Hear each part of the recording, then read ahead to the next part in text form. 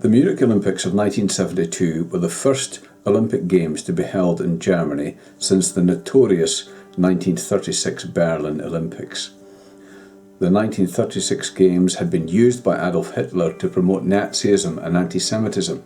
Now, the young Israeli state would be sending a team of athletes to compete on German soil. The Munich Games were designed to be a showpiece of peace, a display of how much Germany had changed. The reality was to become the world's worst nightmare. On the 5th of September, 8 Palestinian terrorists disguised as athletes broke into the Olympic Village. They entered the Israeli apartment, and in the initial struggle, 2 Israeli athletes were shot dead. The remaining 9 Israeli athletes were taken hostage. The Palestinian terrorists demanded the release of over 200 prisoners, some notorious European terrorists that had been jailed in Germany, and a flight out of the country. The head of the Olympic Committee insisted the Games continue and made some tactless remarks which shocked the Israelis and the watching world. Mossad, the Israeli intelligence force, offered to deal with the situation, but their help was refused. Instead, the operation was handled by the West German police force. It soon became a textbook example of how not to conduct hostage negotiations. The Germans mounted an attack and rescue operation, only to realise that their actions were being relayed by live TV to billions of incredulous people around the world, and of course to the terrorists themselves. After a fruitless standoff, the West Germans agreed to meet the terrorist demands. They flew them and their hostages by helicopter to Fürstenfeld Air Base, where a plane was waiting to take them out of the country. The West Germans, however, had planned an ambush at the airbase. The terrorists soon realised what was happening, and a firefight broke out. It was now midnight. The German police had no sniper rifles, no night vision equipment, and no experience. The result was an unmitigated disaster. One of the terrorists threw a hand grenade into the helicopter holding the bound hostages, and another sprayed the helicopter with gunfire. All 9 hostages died.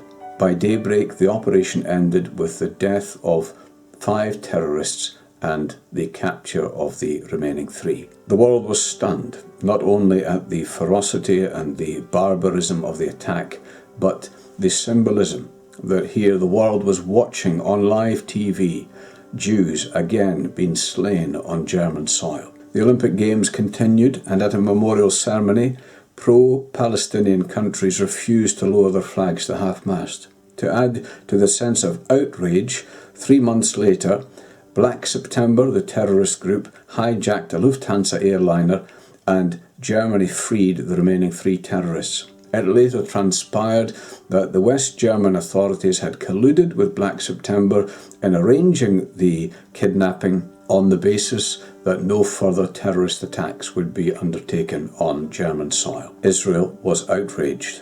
Golda Meir, the Israeli premier, authorised Operation Wrath of God. The Israelis drew up a target list of Black September leaders, plotters and operatives, and were given carte blanche by the Israeli state to mount an assassination campaign. Over the next few years, Mossad, the Israeli Secret Service, assassinated at least 30 high-ranking Black September personnel as they took vengeance for the Munich atrocity. The operation struck fear into the heart of terrorist operations all over the world and greatly enhanced the reputation of Mossad. However, in July 1973, Mossad mistakenly assassinated an innocent waiter in Lillehammer in Norway, whom they suspected to be a Black September operative. It was a case of mistaken identity, but the outrage that followed this killing led to Golda Meir suspending Operation Wrath of God. The true number of revenge assassinations carried out by Mossad will probably never be known. This dramatic episode teaches us at least 2 things. First of all, the desire for revenge or vengeance stems from something very basic in human nature. Not everyone applauded the actions of Mossad, but everyone could understand them. Human beings are created with a sense of right and wrong and are the only creatures on the planet capable of moral outrage. Your anger at injustice is a clear indication that you were made in the image of a just God.